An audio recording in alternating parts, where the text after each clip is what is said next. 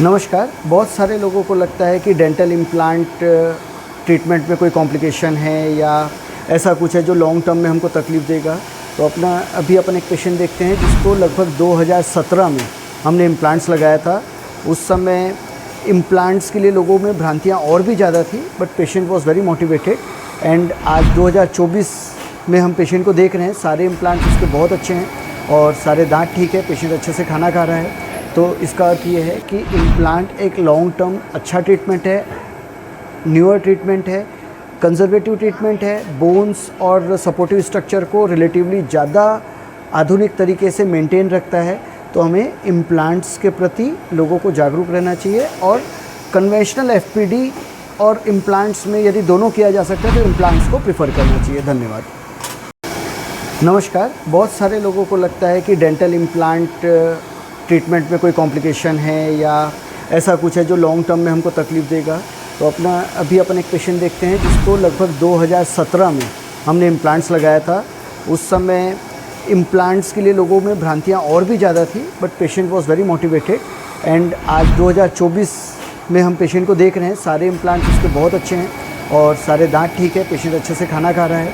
तो इसका अर्थ ये है कि इम्प्लांट एक लॉन्ग टर्म अच्छा ट्रीटमेंट है, न्यूअर ट्रीटमेंट है, कंजर्वेटिव ट्रीटमेंट है। बोन्स और सपोर्टिव स्ट्रक्चर को रिलेटिवली ज़्यादा आधुनिक तरीके से मेंटेन रखता है। तो हमें इम्प्लांट्स के प्रति लोगों को जागरूक रहना चाहिए और कन्वेंशनल एफपीडी और इम्प्लांट्स में यदि दोनों किया जा सकता है तो इम्प्लांट्स को प्रेफर करना चाहिए। धन्यवाद। नमस्कार। बहुत सारे लोगों को लगता है कि डेंटल इम्प्लांट ट्रीटमेंट में कोई कॉम्प्लिकेशन है या ऐसा कुछ है जो लॉन्ग टर्म में हमको तकलीफ़ देगा। तो अभी अपन एक पेशेंट देखते हैं जिसको लगभग 2017 में हमने इम्प्लांट्स लगाया था। उस समय इम्प्लांट्स के लिए लोगों में भ्रांतियाँ और भी ज़्यादा थी, but patient was very motivated. And आज 2024 में हम पेशेंट को देख रहे हैं, सारे इम्प्लांट्स उसके बहुत अच्छे हैं और सारे दांत ठीक है, पेशेंट अच्छे से खाना खा रहा है। तो इसका अर्थ ये है कि इम्प्लांट एक लॉन्ग टर्म अच्छा ट्रीटमेंट है, न्यूअर ट्रीटमेंट है, कंजर्वेटिव ट्रीटमेंट है। बोन्स और सपोर्टिव स्ट्रक्चर को रिलेटिवली ज़्यादा आधुनिक तरीके से मेंटेन रखता है। तो हमें इम्प्लांट्स के प्रति लोगों को जागरूक रहना चाहिए और कन्वेंशनल एफपीडी और इम्प्लांट्स में यदि दोनों किया जा सकता है तो इम्प्लांट्स को प्रेफर करना चाहिए। धन्यवाद। नमस्कार। बहुत सारे लोगों को लगता है कि डेंटल इम्प्लांट ट्रीटमेंट में कोई कॉम्प्लिकेशन है या ऐसा कुछ है जो लॉन्ग टर्म में हमको तकलीफ़ देगा। तो अभी अपन एक पेशेंट देखते हैं जिसको लगभग 2017 में हमने इम्प्लांट्स लगाया था। उस समय इम्प्लांट्स के लिए लोगों में भ्रांतियाँ और भी ज़्यादा थी, but patient was very motivated. And आज 2024 में हम पेशेंट को देख रहे हैं, सारे इम्प्लांट्स उसके बहुत अच्छे हैं और सारे दांत ठीक है, पेशेंट अच्छे से खाना खा रहा है। तो इसका अर्थ ये है कि इम्प्लांट एक लॉन्ग टर्म अच्छा ट्रीटमेंट है, न्यूअर ट्रीटमेंट है, कंजर्वेटिव ट्रीटमेंट है। बोन्स और सपोर्टिव स्ट्रक्चर को रिलेटिवली ज़्यादा आधुनिक तरीके से मेंटेन रखता है। तो हमें इम्प्लांट्स के प्रति लोगों को जागरूक रहना चाहिए और कन्वेंशनल एफपीडी और इम्प्लांट्स में यदि दोनों किया जा सकता है तो इम्प्लांट्स को प्रेफर करना चाहिए। धन्यवाद। नमस्कार। बहुत सारे लोगों को लगता है कि डेंटल इम्प्लांट ट्रीटमेंट में कोई कॉम्प्लिकेशन है या ऐसा कुछ है जो लॉन्ग टर्म में हमको तकलीफ़ देगा। तो अभी अपन एक पेशेंट देखते हैं जिसको लगभग 2017 में हमने इम्प्लांट्स लगाया था। उस समय इम्प्लांट्स के लिए लोगों में भ्रांतियाँ और भी ज़्यादा थी, but patient was very motivated. And आज 2024 में हम पेशेंट को देख रहे हैं, सारे इम्प्लांट्स उसके बहुत अच्छे हैं और सारे दांत ठीक है, पेशेंट अच्छे से खाना खा रहा है। तो इसका अर्थ ये है कि इम्प्लांट एक लॉन्ग टर्म अच्छा ट्रीटमेंट है, न्यूअर ट्रीटमेंट है, कंजर्वेटिव ट्रीटमेंट है। बोन्स और सपोर्टिव स्ट्रक्चर को रिलेटिवली ज़्यादा आधुनिक तरीके से मेंटेन रखता है। तो हमें इम्प्लांट्स के प्रति लोगों को जागरूक रहना चाहिए और कन्वेंशनल एफपीडी और इम्प्लांट्स में यदि दोनों किया जा सकता है तो इम्प्लांट्स को प्रेफर करना चाहिए। धन्यवाद। नमस्कार। बहुत सारे लोगों को लगता है कि डेंटल इम्प्लांट ट्रीटमेंट में कोई कॉम्प्लिकेशन है या ऐसा कुछ है जो लॉन्ग टर्म में हमको तकलीफ़ देगा। तो अभी अपन एक पेशेंट देखते हैं जिसको लगभग 2017 में हमने इम्प्लांट्स लगाया था। उस समय इम्प्लांट्स के लिए लोगों में भ्रांतियाँ और भी ज़्यादा थी, but patient was very motivated. And आज 2024 में हम पेशेंट को देख रहे हैं, सारे इम्प्लांट्स उसके बहुत अच्छे हैं और सारे दांत ठीक है, पेशेंट अच्छे से खाना खा रहा है। तो इसका अर्थ ये है कि इम्प्लांट एक लॉन्ग टर्म अच्छा ट्रीटमेंट है, न्यूअर ट्रीटमेंट है, कंजर्वेटिव ट्रीटमेंट है। बोन्स और सपोर्टिव स्ट्रक्चर को रिलेटिवली ज़्यादा आधुनिक तरीके से मेंटेन रखता है। तो हमें इम्प्लांट्स के प्रति लोगों को जागरूक रहना चाहिए और कन्वेंशनल एफपीडी और इम्प्लांट्स में यदि दोनों किया जा सकता है तो इम्प्लांट्स को प्रेफर करना चाहिए। धन्यवाद। नमस्कार। बहुत सारे लोगों को लगता है कि डेंटल इम्प्लांट ट्रीटमेंट में कोई कॉम्प्लिकेशन है या ऐसा कुछ है जो लॉन्ग टर्म में हमको तकलीफ़ देगा। तो अभी अपन एक पेशेंट देखते हैं जिसको लगभग 2017 में हमने इम्प्लांट्स लगाया था।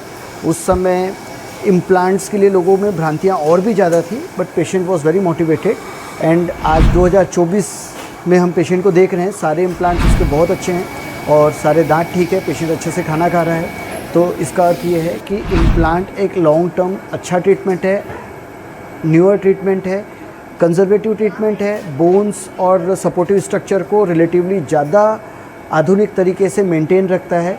तो हमें इम्प्लांट्स के प्रति लोगों को जागरूक रहना चाहिए और कन्वेंशनल एफपीडी और इम्प्लांट्स में यदि दोनों किया जा सकता है तो इम्प्लांट्स को प्रेफर करना चाहिए। धन्यवाद। नमस्कार। बहुत सारे लोगों को लगता है कि डेंटल इम्प्लांट ट्रीटमेंट में कोई कॉम्प्लिकेशन है या ऐसा कुछ है जो लॉन्ग टर्म में हमको तकलीफ़ देगा। तो अभी अपन एक पेशेंट देखते हैं जिसको लगभग 2017 में हमने इम्प्लांट्स लगाया था। उस समय इम्प्लांट्स के लिए लोगों में भ्रांतियाँ और भी ज़्यादा थी, but patient was very motivated. And आज 2024 में हम पेशेंट को देख रहे हैं, सारे इम्प्लांट्स उसके बहुत अच्छे हैं और सारे दांत ठीक है, पेशेंट अच्छे से खाना खा रहा है। तो इसका अर्थ ये है कि इम्प्लांट एक लॉन्ग टर्म अच्छा ट्रीटमेंट है, न्यूअर ट्रीटमेंट है, कंजर्वेटिव ट्रीटमेंट है। बोन्स और सपोर्टिव स्ट्रक्चर को रिलेटिवली ज़्यादा आधुनिक तरीके से मेंटेन रखता है। तो हमें इम्प्लांट्स के प्रति लोगों को जागरूक रहना चाहिए और कन्वेंशनल एफपीडी और इम्प्लांट्स में यदि दोनों किया जा सकता है तो इम्प्लांट्स को प्रेफर करना चाहिए। धन्यवाद।